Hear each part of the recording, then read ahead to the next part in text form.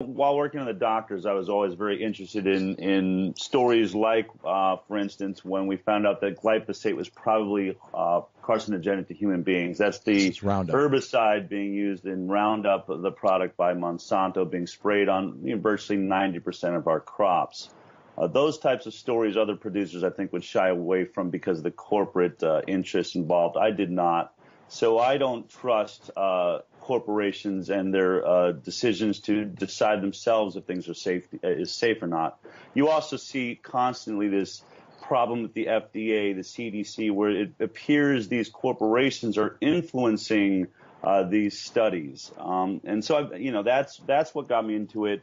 Doing stories like that, an insider called me and said there's a whistleblower at the CDC that's going to come forward and say that they committed fraud in the MMR study and they know it's causing autism. That's how this started. That started the investigation that led me over the course of several months to meeting Andy Wakefield, who was making a film about this very story. He was closer to it. Dr. Brian Hooker, who had received the call from the whistleblower, Dr. William Thompson.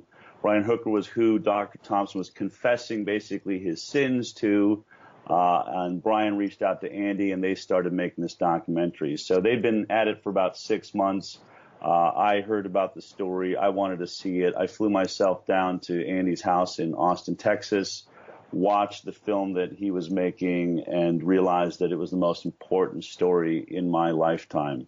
And I wanted to do everything. I just really wanted to bring my specialty was delivering medical and science information to millions of people on a massive level. So I just worked with Andy, who's incredibly brilliant and had a brilliant film, but making it just as tangible as absolutely possible to the viewer to understand some fairly complex science. And that's what I think the film does very well.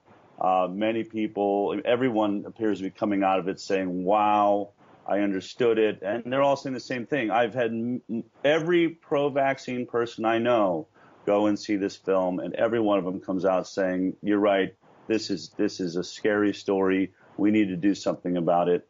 The CDC has failed. It's failed us. And what we really want to see happen is see a truly independent testing body, testing all of these vaccines with firewalls against any influence from the pharmaceutical industry.